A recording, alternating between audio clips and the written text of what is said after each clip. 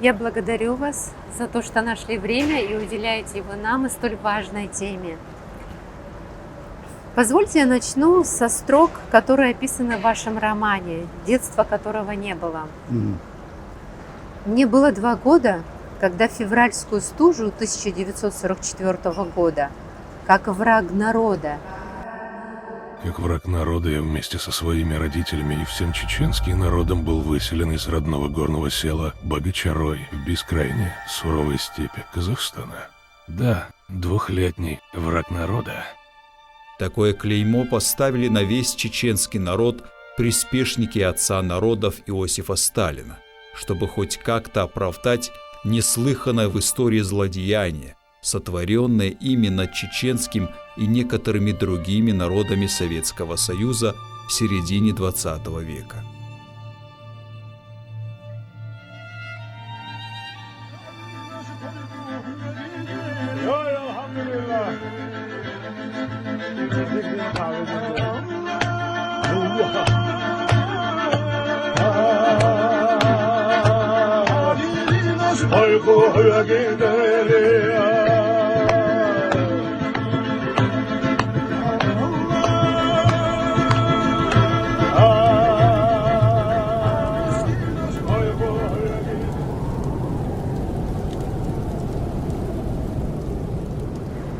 Такое клеймо поставили на весь чеченский народ, весь ингушский народ, Балкарские, карачаевский. карачаевские, калмыцкие. Немцев очень много было, кстати. В мире есть много трагических событий, но тот цинизм, та степень цинизма, когда чеченский народ и остальные высланные кавказские народы воюют, сражаются, защищают родину против фашизма, в этот же момент их народ, ну и в последующем их самих, отправляют в депортацию. Такую степень сложно себе представить. Вы знаете, мало того, что многие воевали, героически сражались на полях сражений. Мой отец в это время находился на фронте. В то время как мать с 4 нашими детьми просто выбросили своего дома, толком не дав собраться даже. Пишу сейчас себе книгу. И, кстати, эпиграфом к этой книге я выбрал слова вашего абхазского писателя Георгия Гулия. Чеченцы покинули горы, унося на своих плечах честь Кавказа.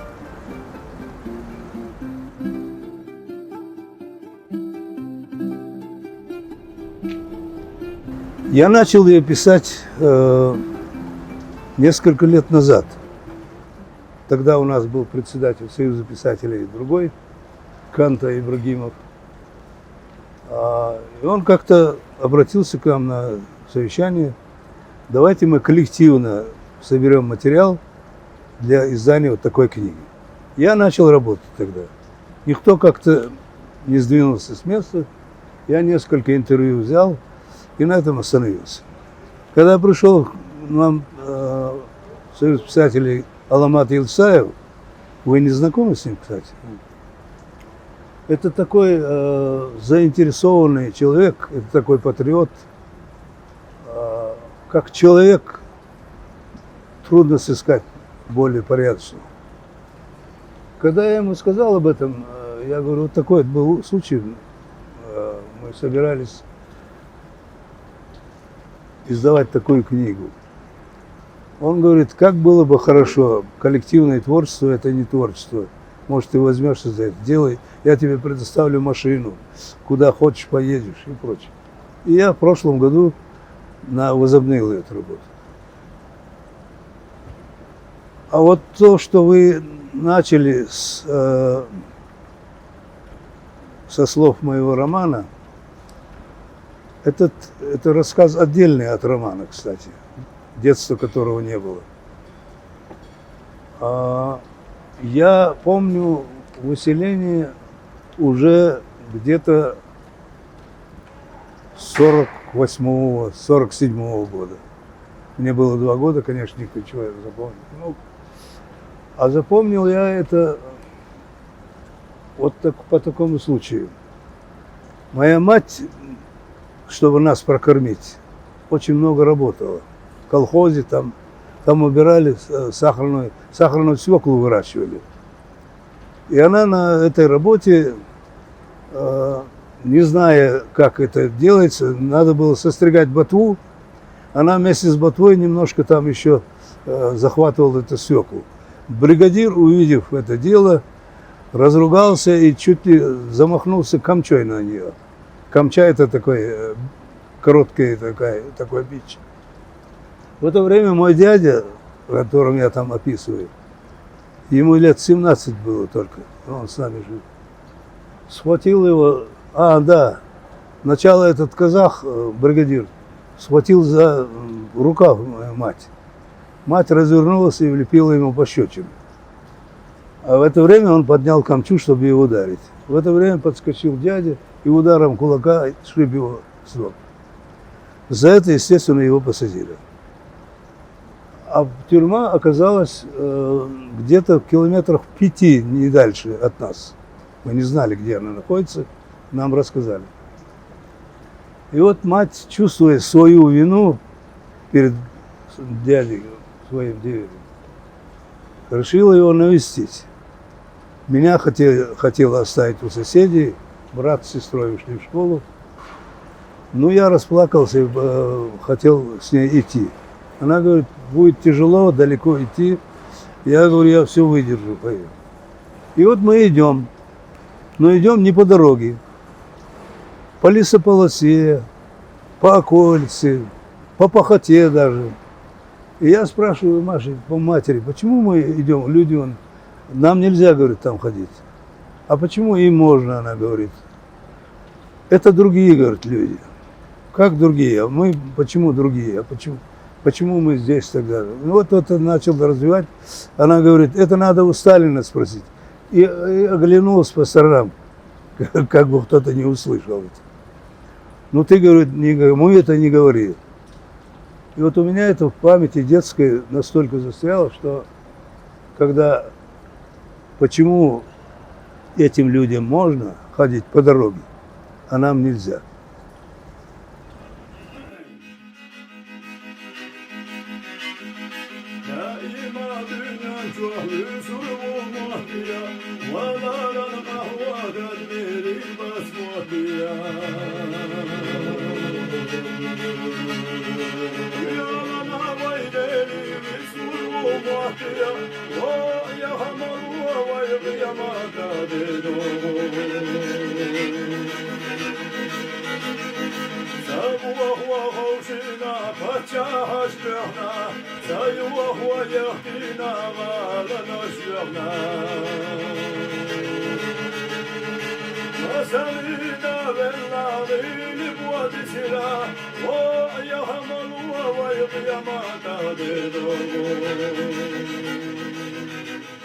Когда умер Сталин уже в 1953 году, я уже в 4 классе учился, нашу учительницу вызвала другая какая-то учительница, и она, рыдая, зашла. Мы все растерялись, что такое, что делать. Она говорит, умер Сталин. Почему вы не плачете? И весь класс, конечно, зарыдал. Со мной было 2 мальчика чеченцев. Мы, конечно, не только не рыдали, но и радовались. Потому что у меня уже в детском сознании созрел образ этого Сталина, который нас лишил и дорог, и родины, и всего, что связано с Кавказом. Вот первое мое впечатление вот это. Голодать мне, как младшему, мать не давала, конечно. Конечно, голодали, избытка не было, но чтобы умирала от голода, вот такого я не помню. Когда она работала на поле, там выдавали 400 грамм хлеба. Она делила этот хлеб на 5 частей, 1 часть съедала и 4 приносила нам домой. Вот, а в других вот книги, которые я сейчас готовлю, там такие истории рассказывают, что страшно просто самому. Когда они рассказывают, мне становится тяжело. Расскажите, пожалуйста, если можно, несколько историй, коротко хотя бы. Вот один мой товарищ, он из Сайведино, он говорит, мы больше делать нечего было, ничего не находили. Находили кости где-то. Эти кости приносили домой, обжаривали их, молотили камнями и что-то типа супа из этого делали. Другой говорит, веришь, говорит, как животное я ползал и ел траву. Клевер, когда вырастал особенно, он как-то съедобный, но от него пухнут люди и умирали от этого. Эпизод один, говорит, с травой во рту, много людей, говорит, я видел, умерших. Другой мой родственник, богачароевец, кстати, однажды, говорит, я пошел в село в надежде хоть что-то найти съедобное. И заглянул в одну хижину. Там, говорит, на полу лежала женщина, и на груди у нее ребенок. Мне, говорит, стало неудобно, я отскочил сначала. Но потом подумал, что-то она не шевелится, эта женщина. Снова подошел, не шевелится, а ребенок живой.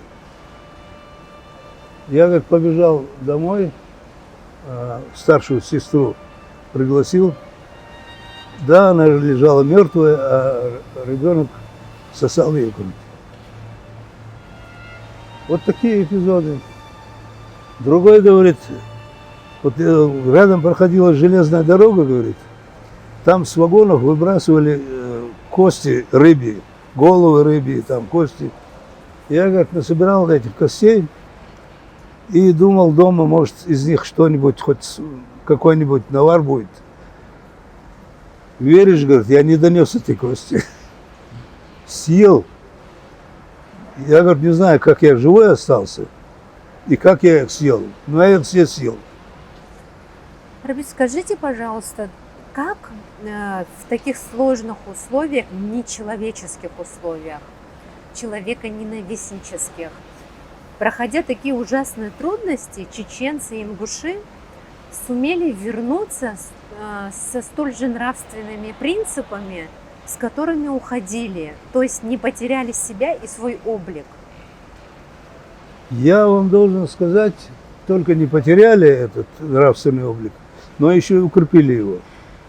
Потому что там жизнь заставляла поддерживать друг друга. Есть такая форма взаимопомощи у нас, бельхей называется. Это коллективное, собирается коллективно одному помогать, там, построить землянку. Если у него закончились продукты, последним куском хлеба, последним зернышком делились друг с другом. Друг друга настолько поддерживали.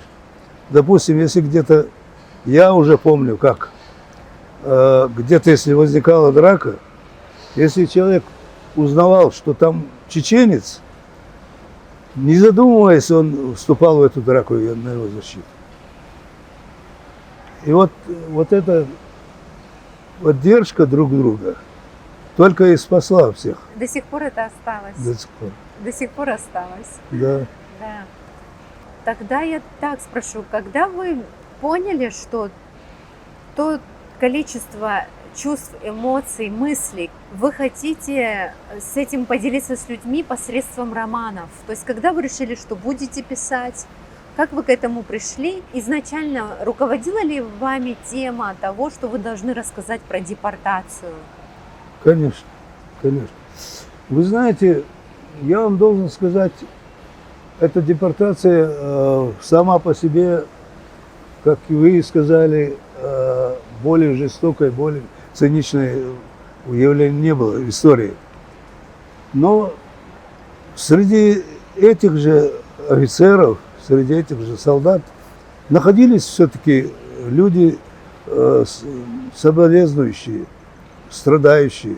Один мой знакомый рассказывал, что моя мать, говорит, несла одного ребенка на руках, другого на спине. А идти надо было пешком километров 15 до машин. Горный, высокогорный район. И этот солдат, говорит, пожалел этого ребенка, взял и до самого конца нес его на себе. Были случаи, когда, говорит, молодые солдаты от жалости плакали. И такие были случаи. А были случаи, которые буквально выбрасывали, даже не давали собираться людям. И очень по-разному, почему-то это в разных селах проходило. В одном месте разрешали брать 16 килограмм продуктов всего. В другом месте я вычитал 80 килограмм разрешали. В третьем месте вообще ничего не разрешали, вот так вот выбрасывали людей и все. Как-то организовано, видимо, это было так, на самотек. Да, как положено, не доводилось до конца. А вот что касается вот этого романа, конечно, начиная с детства, это все у меня запало в душу. И я думал, что я не имею права оставить, конечно, и другие писали на эту тему.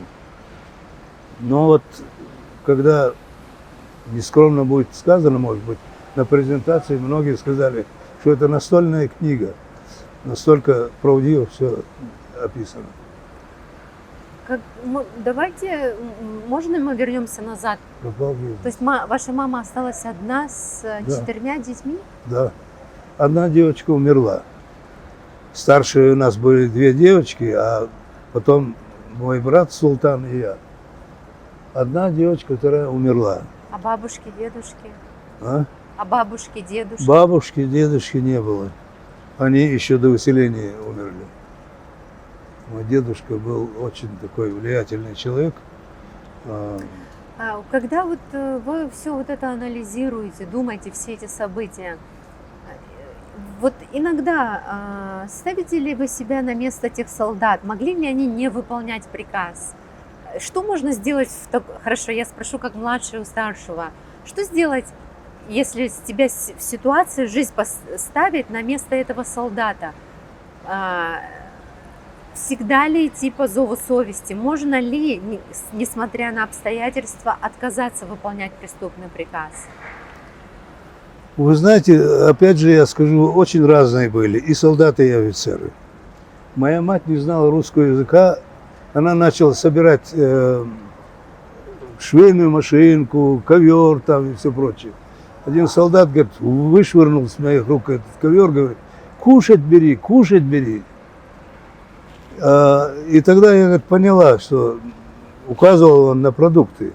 И тогда я, говорит, поняла, что нас далекую дорогу собирают. Я вам один эпизод расскажу из этого, который в книге уже я описал. Высокогорное селение в Галанчожском районе. Такое было село, где несколько лет назад прошел оползень и смыло единственную дорогу. И они отрезаны от мира, это небольшое село было. К ним спустились скалолазы, солдаты, альпинисты, подготовленные по веревкам с горы. И начали обсуждать с офицерами, что делать. Мы же их не поднимем на веревках. Посовещавшись, они решили всех расстрелять. И в это время один командир взвода, русский, сказал, вы не имеете права это делать. Ну, к нему, естественно, расстрел и все прочее. Его расстреляли за это? Нет, подождите. Не только его расстреляли, но и весь его взвод. Они встали на защиту. Они пошли и встали вместе с этими чеченцами. Вот такие были.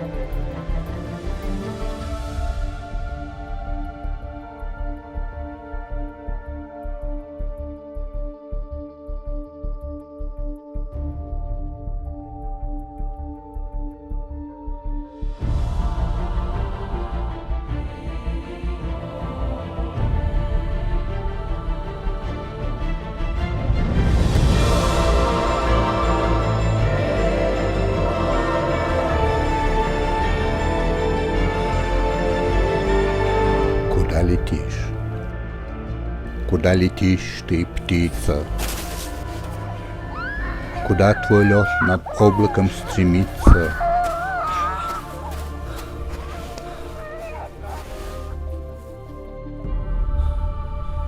Я знаю, то не солнечный восход манит куда-то твой полет. О, как свободно! О, как свободно, быстро, без усилий тебя несут легчайшие крылья. Открыт тебе небес родных простор. Весь свет твой обнимает взор. А мы в плену тюремного засова, Закованы в булатные оковы. Оповести же всех, птица, что наш народ стал узником темницы.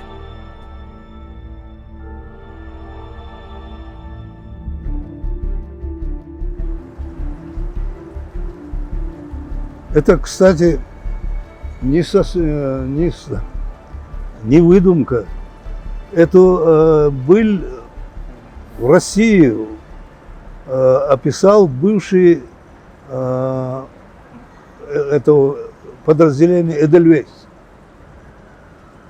Он описал, Джургаева за это оттуда переписала, на русском языке было. Я перевел на чеченский и включил эту книгу. Ну, о Хайбах вы, наверное, знаете. Ну, там целые 700 человек загнали в конюшню. И тоже вот так вот больных, старых, детей подожгли и сожгли.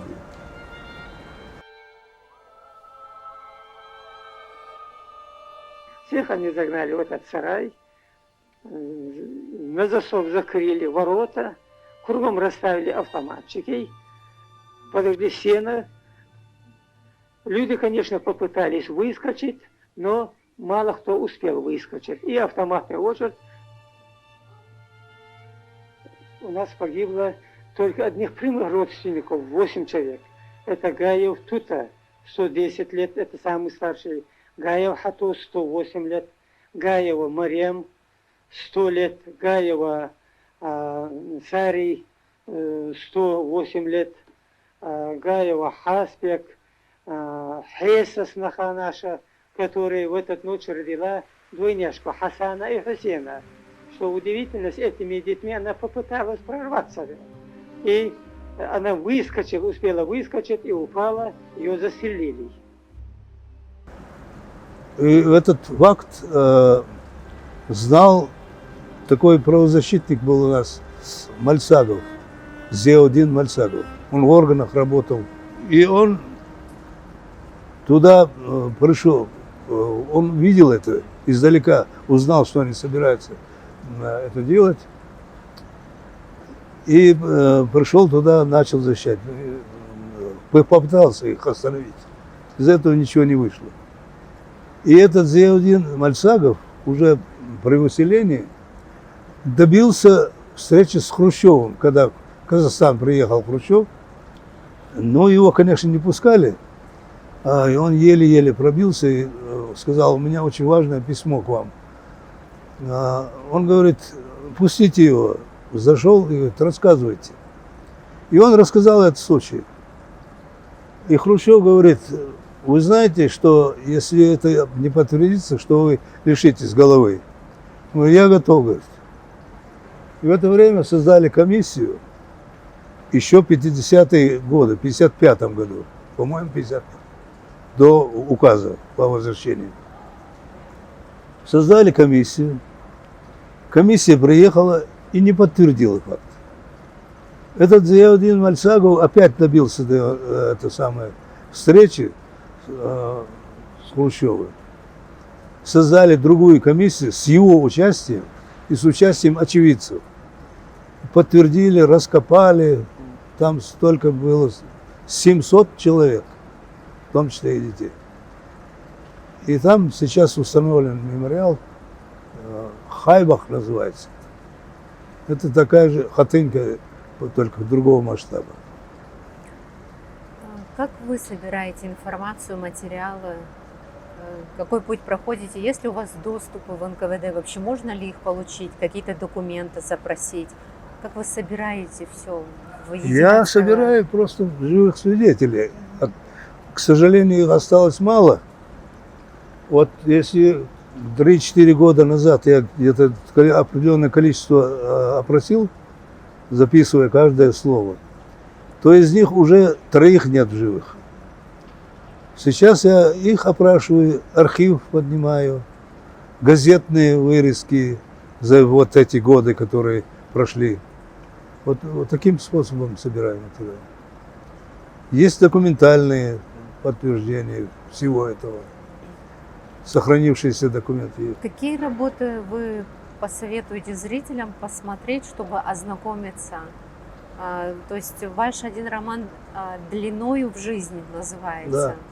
Арби Усманов. Еще есть какие-либо книги, которые, прочитав, можно будет узнать побольше информации? Ну, книг очень много. Посоветовать вам. Есть Муса Ибрагимов. Его книга на русском языке написанная тоже. «Выселение, выживание, возвращение», так называется. Она, кстати, у меня есть. Доктор наук, интересный.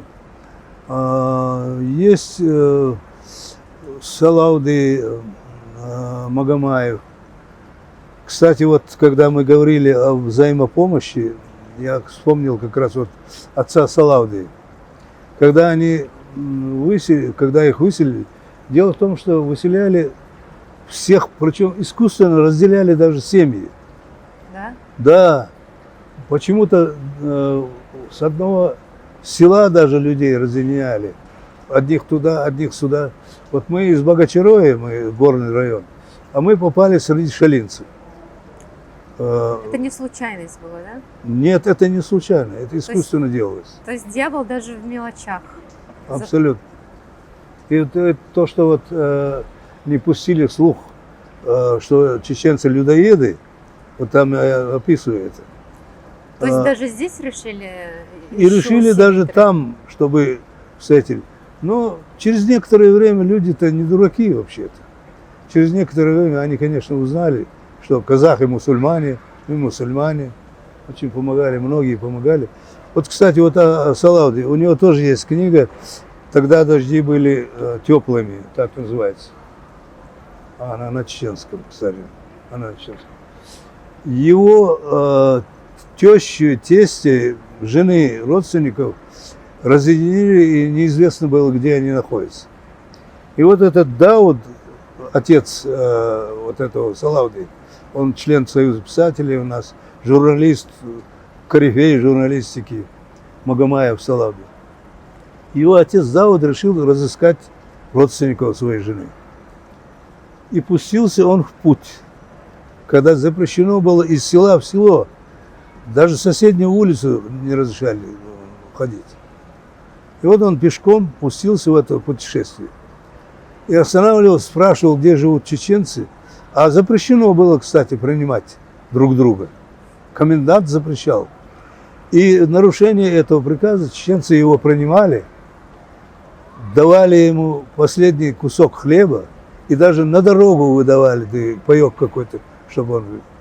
И он их через месяц путешествия отыскал родственников жены, привез там они, где живут, построили им вот это, белхи сделали коллективную помощь, построили дом, и они стали там жить.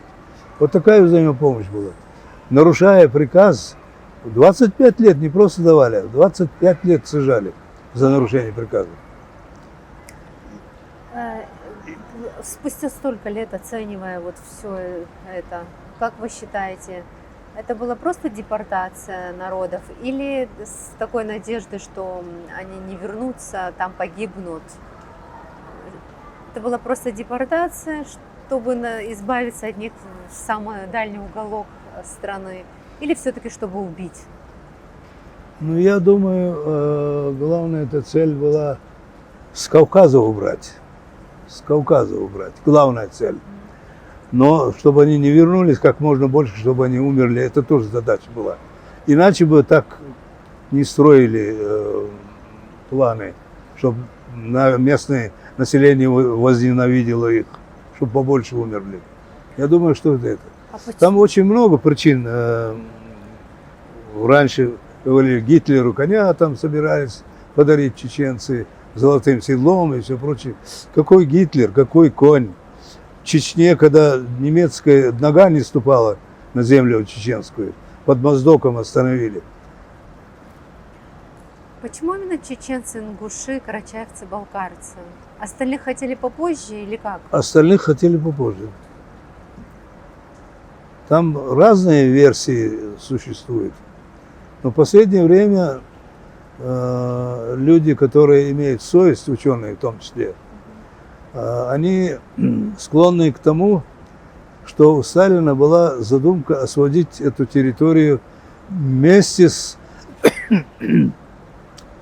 англосаксами совсем впервые. Вместе совсем заговор был. Вот к этому склоняется в последнее время. А для кого?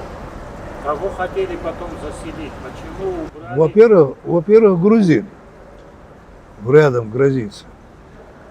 Во-вторых, ведь коалиции Англия, Франция, Германия и все прочее. Англия, Франция, Америка. Помогали же все. Союз был. И им подыгрывали, видимо. И он, я думаю, что все-таки у них на поводу шел. Хотя он был очень независимый человек, Сталин.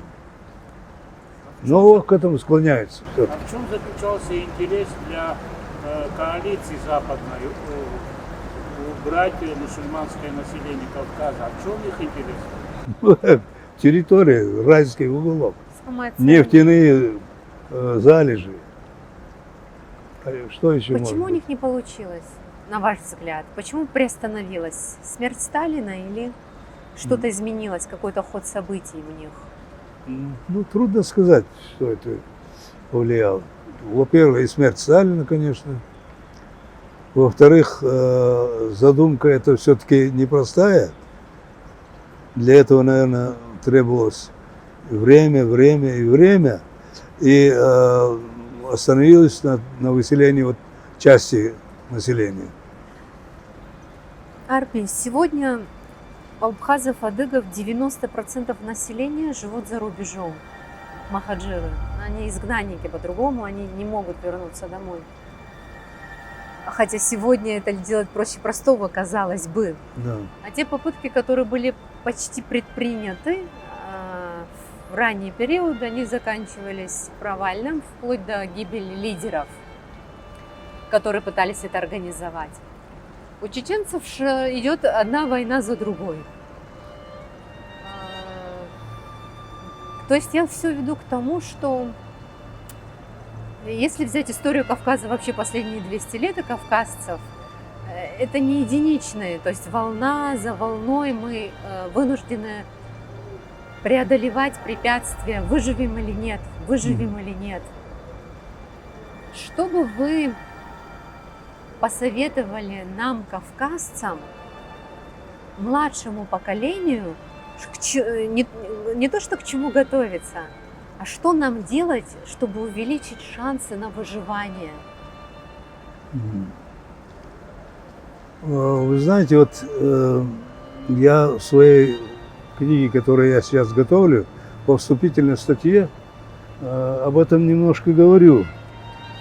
Мы говорим об этом, о выселении, об этих ужасах, не потому, чтобы у людей в сердцах созрела ненависть и все прочее, а говорим для того, чтобы это не повторилось.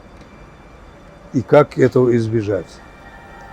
Ведь, еще раз вернусь к тому, что и среди этих людей, которые пришли выселять, были люди, которые под угрозой расстрела сообщали, что вас выселят. И один мой знакомый сказал, у них жил офицер один, а мы, говорит, строили дом. Он говорит, не строй этот дом, говорит. Не нужно его строить. Ты все продавай, положи в карман деньги. И, наконец, признался, что если ты расскажешь кому-то это, и тебя расстреляют, и меня расстреляют. И он только братьям своим рассказал, и братья не поверили ему. Это сумасшествие, говорит, не может так быть, чтобы весь народ выселили. И вот этот урок, он повторяется, конечно, как вы сказали, из поколения в поколение. Через каждые 50 лет чеченцы подвергаются вот такому войны. Кстати, вот от переселения в Турцию. Вот сейчас мне прислал электронную версию одной книги из Франции мой один товарищ. О всех нюансах вот этого переселения в Турцию. И там все архивные документы. Все документы архивные. И там и людей готовили. Этот Кундухов и все прочее. Заранее, что как будто бы сами чеченцы хотят переселиться в мусульманскую Турцию и все прочее. Как будто бы власть тут ни при чем. Чтобы людей именно подготовили. Вот чтобы на такие обманы не шли люди. Чтобы за каждым авантюристом не вставали. Вот это, я думаю, главная задача наша. Я благодарю вас. У нас вообще канал идеологический о единстве Кавказа. Могли бы вы что-нибудь про единство Кавказа, насколько это важно, сказать, и на этом тогда завершим? Я думаю, Кавказ – это такое уникальное создание, уникальное сообщество, которого в мире нет. Если взять Грузию, Азербайджан, Армению, ну, возьмем Абхазию и все прочее. Грузины – христиане, чеченцы – мусульмане. Но законы гор у нас одни. У нас одни законы гор. Представление о чести, о совести, о мужестве.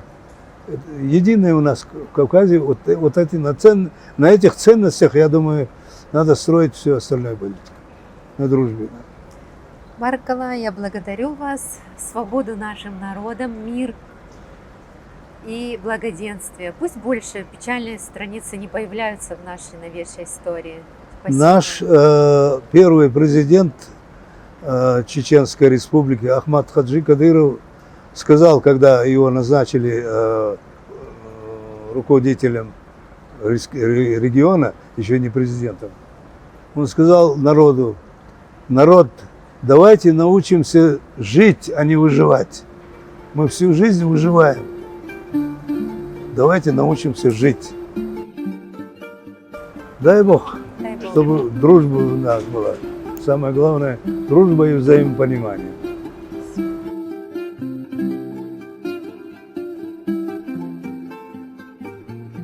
И